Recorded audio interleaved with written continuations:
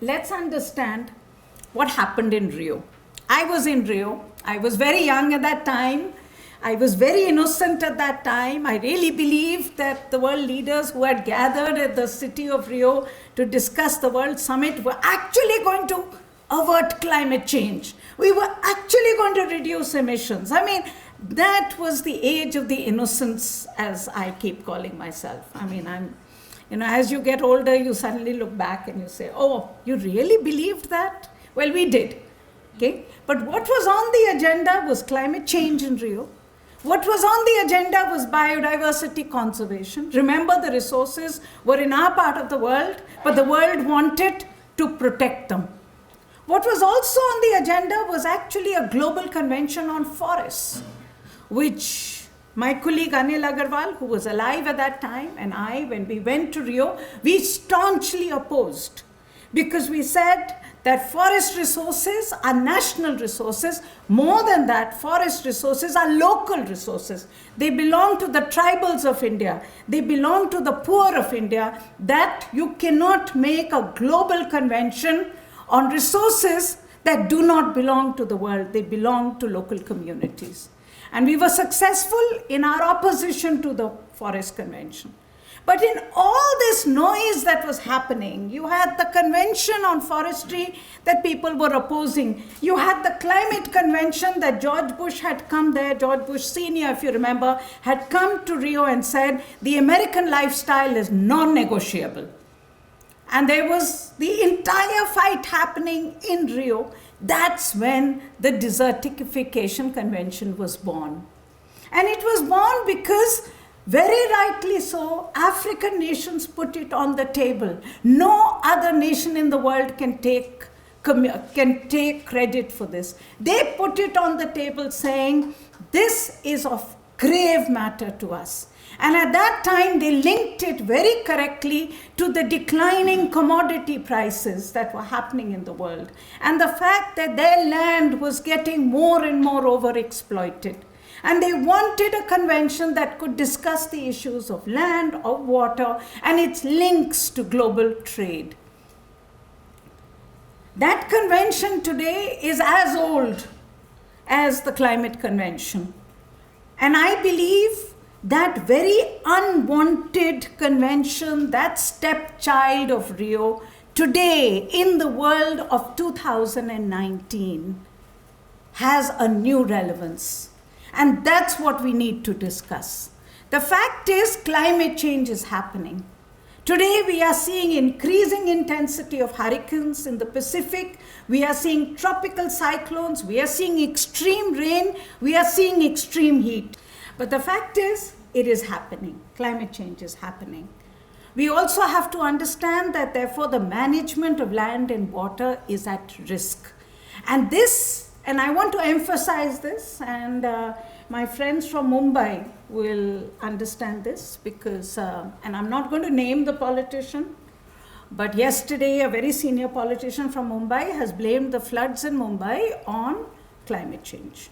So the language is, it's all climate change. And I want to say very clearly to all the politicians in Asia and Africa that climate change is definitely happening, but it is exacerbating our risks.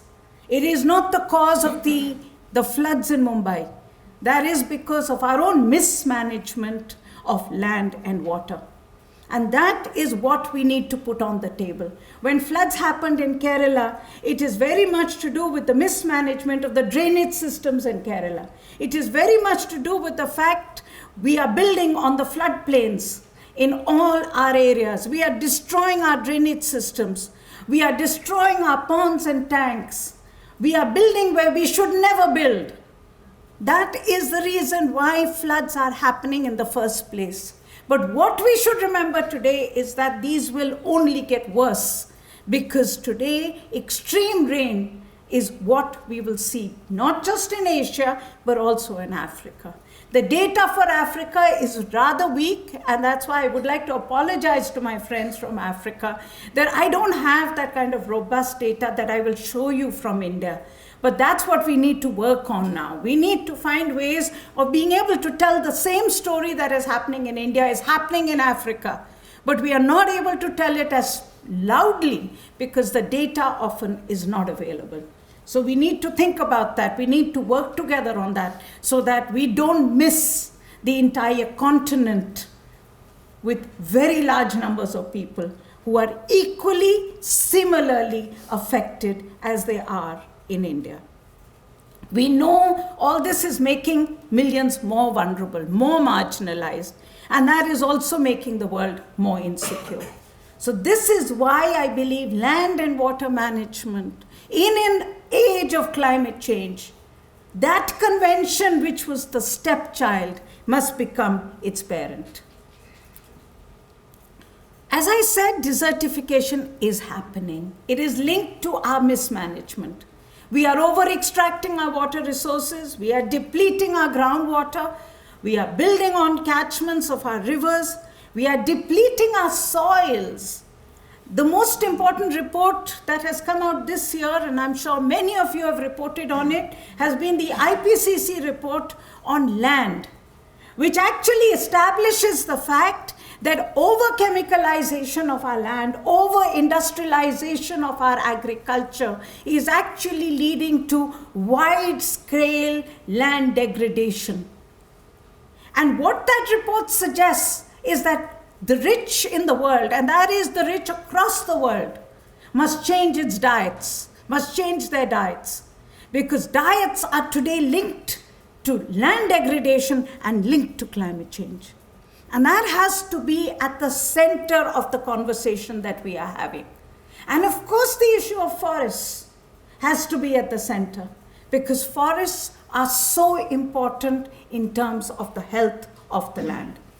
So this is bad, and it's only going to get worse as climate change kicks in. And that's the point I want to make. I do not want to leave you with the impression that it is climate change only which is the problem. The problem is our own mismanagement. And that is also the opportunity, as I will talk about. But that is really what the story is. But climate change is happening. And I'm going to talk about two things that we are seeing happening in India. And I would like to have a conversation with journalists from Africa to find out how can we build this database for Africa as well. Because I know that these are global trends. These are not just happening over here. One of the things that happened last year, which is very important for us and was a real shocker for us, we had dust storms. We always have dust storms. But last year, in 2018, in the month of April to May, we had such deadly dust storms that over 500 people died in just North India. Now, 500 people died. That's not small number. We destroyed homes, they destroyed crops. And when we started looking at the dust storms, what became clear is what I'm talking about, this global local connection. So what happened actually, and this is the map that we put together to explain the different phenomena, but let me explain it to you. On one hand, we had a global phenomena, a change because of climate change, where the western disturbance, the winds that come from the Mediterranean over the Middle East to India, their patterns were changing. They were getting longer. And this in turn was linked to the weakening of the Arctic jet stream. You were getting a warmer Arctic, you were getting a reduced difference between the Arctic and the Mediterranean, and you were getting to see changes in what Indians all know, Western disturbances. On the other hand, and remember the face of India, you have the Bay of Bengal. So on one hand, you have the Mediterranean winds coming over the Middle East, hitting India. On the other hand, you have the Bay of Bengal. Now, because of climate change, there was enough evidence that that is warming. And we are getting more cyclones, more heavy rain. So what we were seeing last year was a very unusual phenomena, and I have colleagues here from IMD who will bear me out on this, is a very unusual phenomena, which was that you were beginning to see these two systems collide more and more. And that was leading to intense changes in the upper atmosphere. But this was not all. And this is why the African-Asian story is so linked. Because on the other hand, you also had intense heat spikes. Your earth, your soil is warming up today much more than it was in the past. It's making the ground much more drier, no moisture. And this is combined with our over-extraction of groundwater, which is also leading to a lack of moisture and deforestation. So just think about it. On one hand, you're getting these global changes, which actually, and we have very good friends in IMD, and they will tell you they're only just beginning to understand these changes. They're happening so fast. Each season, things are changing so fast that we're only just beginning to understand these changes. So on one hand, you have this global-local connection happening. On the other hand, you have local conditions which are actually leading to desertification conditions. And that then makes it deadly. So the 500 deaths, and we should not, we are media professionals, we see death and we know that if it bleeds, it leads.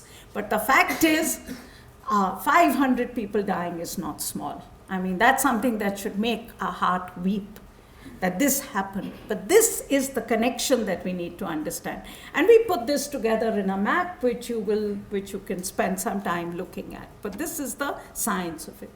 The other thing that is happening is the fact that you are getting now very extreme rain. And now climate model after model after model is suggesting and proving the fact that with climate change, you will get more rain. But you will get more extreme rain events as well. So we will get more rain, which should be good news for countries in Africa, for countries in India. But you will get more rain in fewer number of rainy days. So you will get, this is a very important paper that Nature published last year, Why Extreme Rains Are Gaining Strength as Climate Warns. It puts together the scientific knowledge as of today that is happening in the world as we know it. I mean, today we are seeing history being made as we live. When I was in Rio, we thought that climate change would happen in another generation. We are seeing the impacts of climate change in our own generation. And this paper tells us that and you can see it, you can see the blues getting darker and darker, that as the climate warms, most areas would see substantially more heavy rain. That's the conclusion of this paper. We have an excellent IMD here, which actually now provides this data on a real-time basis. And we have been putting it together to understand the overall India position. And in the first 12 days of August, this August, we are sitting in September, this August, we've had 1,000 extreme rain events. It does not rain in India anymore, it pours. And remember, more rain, fewer number of rainy days. We have put together, just for the monsoon of 2019, just take a look at this. Just take a look at the spikes. This is data from IMD, every district of India. Where are the spikes coming? Just look. Just look at these spikes. Look at Assam. Look at Bihar. Look at Chhattisgarh. Look at that spike in Raigad, okay? In Rajnandgaon. You're talking about unusually high spikes. Look at Goa. Look at Gujarat. Look at Karnataka. Look at Kerala. I mean, in August, look at the spikes you have had, okay? Madhya Pradesh, Maharashtra, Meghalaya, every state. My colleague last night, and I have to show you this because I put a demand on him last night saying, and Akshit is here somewhere. I told Akshit, give me a map. I can't explain this without a map. Give me a map of just August. What has been the extreme rain events in August? Just had a lot of rain Upar dekho. It's there. It's up there. Just August. A lot of destructions. Obviously, if you have such intense rainfall events, you are talking about, and please understand, and I'd like to say this to particularly my friends from Africa, please understand the scale that I'm talking about. It's 3,000% more rainfall on an average day, 3,000% more rain than what is the average for a particular day. 3,000%, up to 3,000%. You're not talking about just a little more rain. You're talking about when from rain, it becomes a deluge. That's the scale of the rainfall events that we are beginning to see. In fact, I believe it's time that IMD changed, completely reworked its categorization of what is heavy, what is extreme rain. Because we are just changing the map of what this is all about. Now, why does it matter so much? Why does it matter so much in India? Why does it matter so much in Africa? Firstly, we have to understand that all our true finance minister, and I repeat this every time and I'm repeating it again, African countries' true finance minister is its rainfall. Indian true finance minister is the monsoon. And the fact is, these rains have become extreme today. Now, why does it matter so much? Because extreme rainfall means floods. All of you who are here, please open your television screens in the evening today and you will see how Mumbai is drowning today. Now, what is the only conversation in Mumbai? How fast can this water be thrown into the ocean? So you are taking all this increased, beautiful rain, this such important rain which Mumbai will not see again for the next 9 months. And the entire city is saying, how can we throw it away to the ocean? And the fact is, Mumbai will, as of next month, have a drought.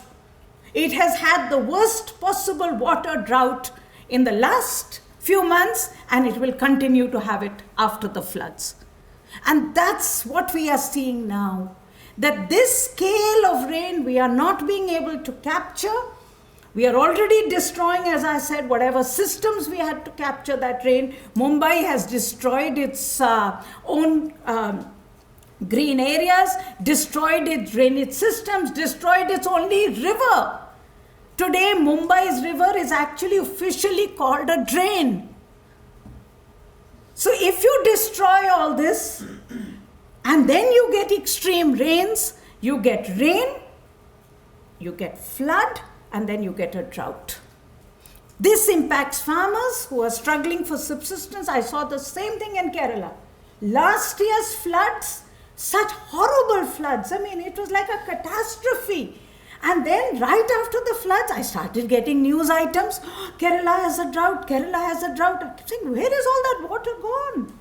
And this year again, floods and now drought. So the fact is we are getting into that extreme. Nature's revenge is on us today. And it's time we woke up to that reality.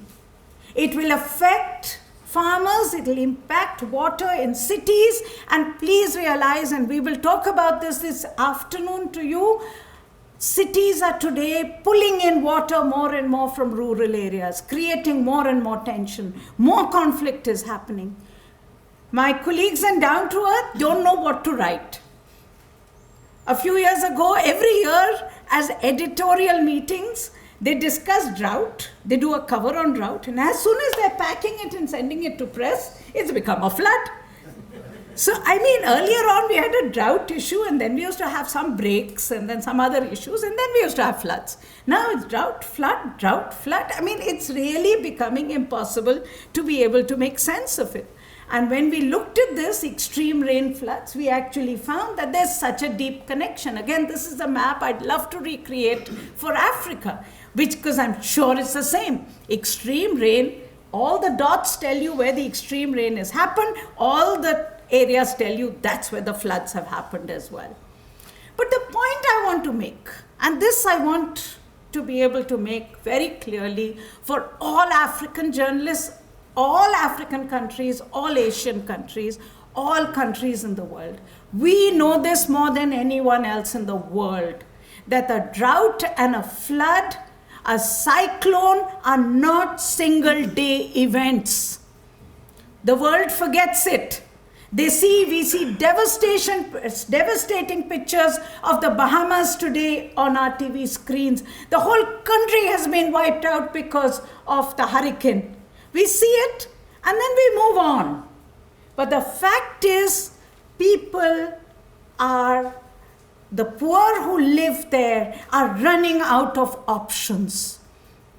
When you had a flood once in 10 years, when you had a drought once in 10 years, people in India and in Africa would pick themselves up, go back and repair their lives, repair their homes, find a new livelihood, try and rebuild their lives and get on with it again. We have extremely resilient people who have done extraordinarily well in spite of the fact that they have such hardships.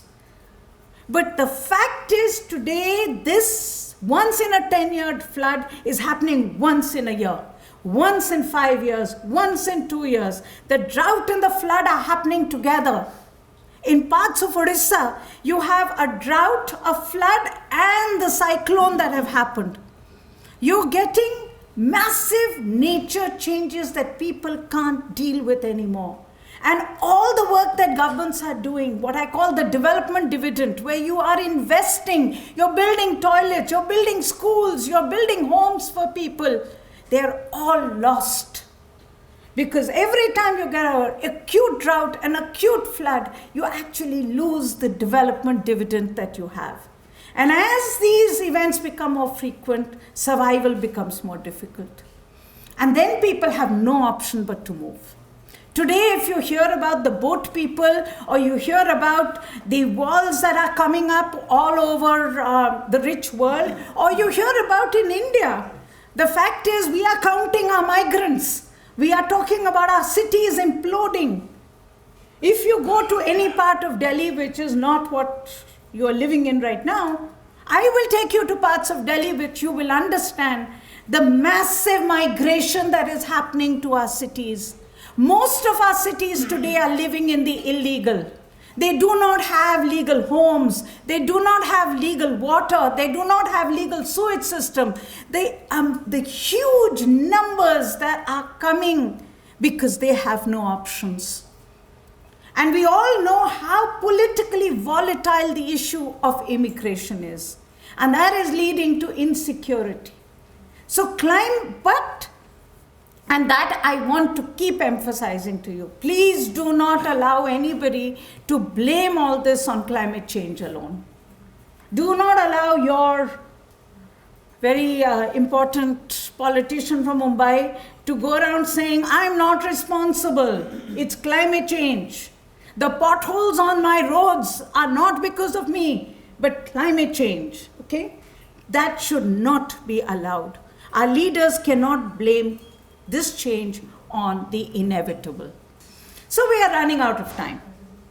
Now in this, what gives me hope?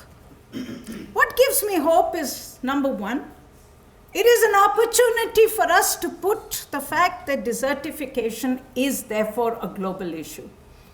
Not only because of impacts of climate change are impacting land, water, and lives of people, as I have just explained, but because land and water management will provide us the way to cope with climate change and to build livelihoods. The only way we can deal with extreme rain, which does not turn into drought, is if we learn to do better land management and if we capture every drop of rainwater. If we make sure that we are obsessed with water harvesting, that is the only way that flood will not become a drought. And also because land management, land and water management provide us ways to mitigate emissions. So you're actually reaching a point where, on one hand, there are clear global impacts because of which our land and water management is getting exacerbated. Two, we know that if you do better land and water management, you can build local livelihoods, you can cope with climate change. And three, you can also use your land and water to actually reduce the emissions which are today heating up the world and taking it on this spiral of devastation. So it is not about desertification. The convention is not about desertification.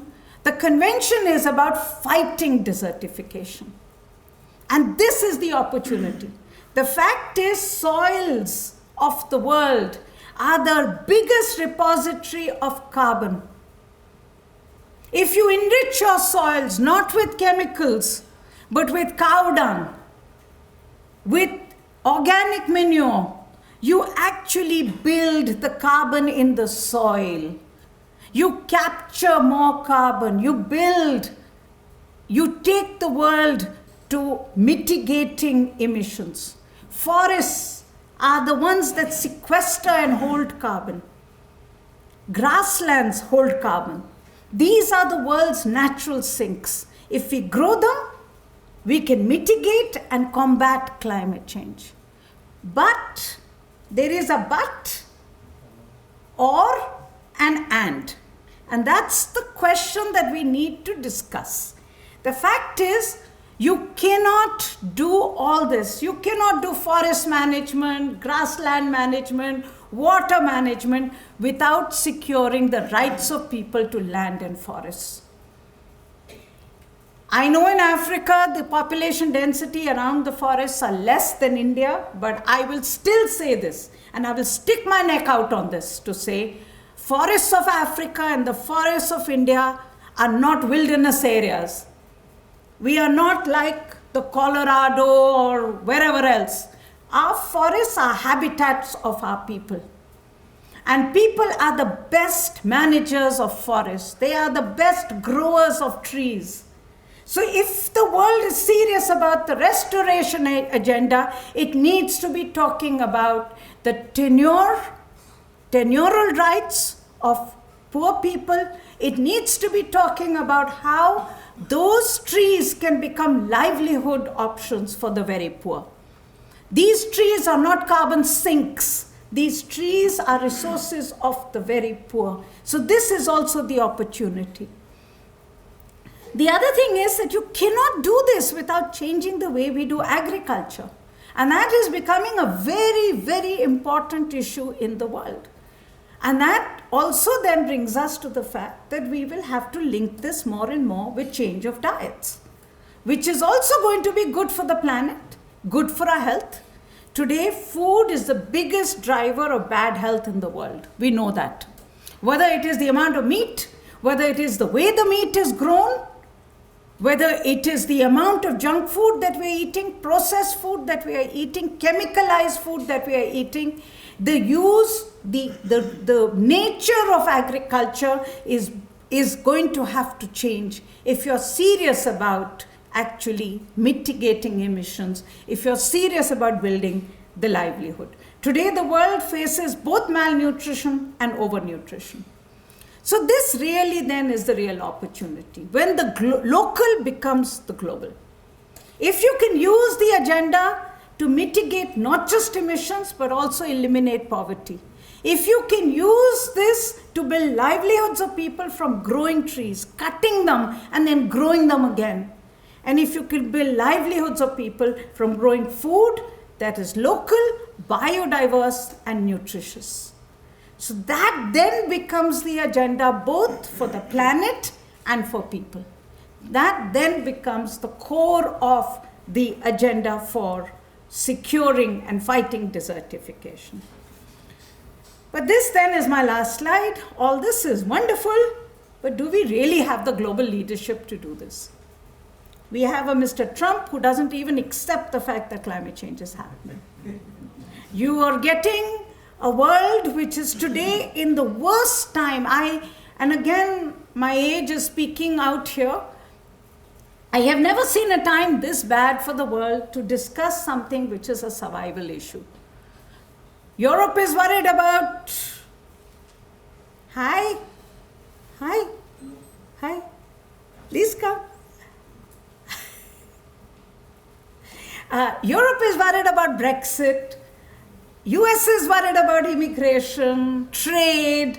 We are worried about everything. And yet we have a world which is even today even more vulnerable because of climate change. We have huge changes that we are seeing in our own world, in our own time, of the impacts of climate change. But quite frankly, our leadership does not have the bandwidth to deal with either climate change or development and the needs of the poorest. But in all this, and that's my final message to all of you, we can't give up. We as media professionals have to keep pushing the envelope. We have to keep making the local global connections. We have to keep taking out the stories of the victims of climate change. The fact that mismanagement is today exacerbating the impacts of climate change. And we need to be able to explain what the possible connections for the future is. Because it's our work to be able to capture the imagination and give power so that we can actually make a difference. I still believe change is possible, whatever the time in the world may be.